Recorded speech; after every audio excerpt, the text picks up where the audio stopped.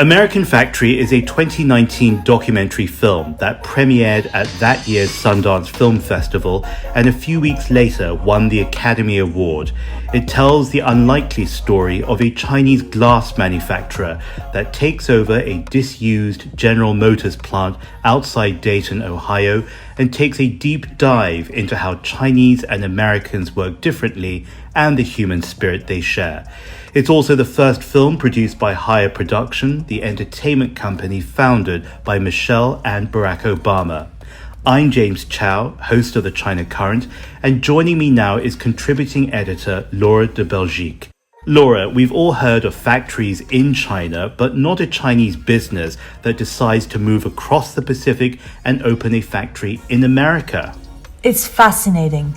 Think about the biggest culture shock you've experienced and multiply that by 1,000. At the heart is a company called Fuyao and two groups of people, Chinese and Americans, brought together by opportunity and promise. Fuyao produces float glass, construction glass, and automobile glass. They provide major clients like Ford, Volkswagen, and ironically GM, whose plant they've taken over. And they're providing jobs to American workers who were let go by GM. Yes, and that's the central question in the story. How do Chinese and American blue collars work together? How will they communicate? Can they collaborate? The twist is when the American management is invited to China to visit the Fuyao headquarters. Now, where in China is that located? It's in Fujian, a coastal province that is known for entrepreneurship.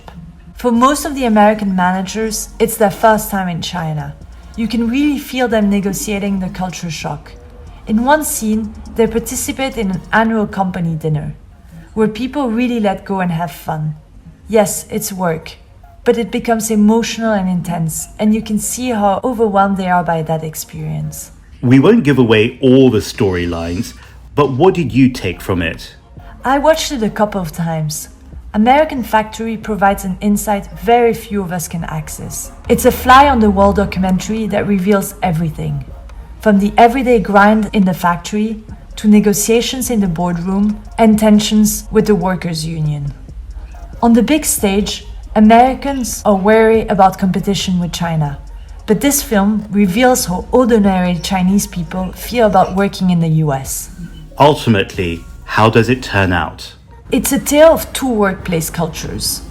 You can see them struggle side by side, but there are also beautiful moments when they take the time to get to know one another. For example, the Americans learn to sing karaoke and the Chinese learn how to fly fish. Together, they realize that besides the difficulties, what they want out of life is fundamentally the same: a job, a home, and a family. In that sense, this is the underpinning thought. Two groups of people who are very different, and yet not so different.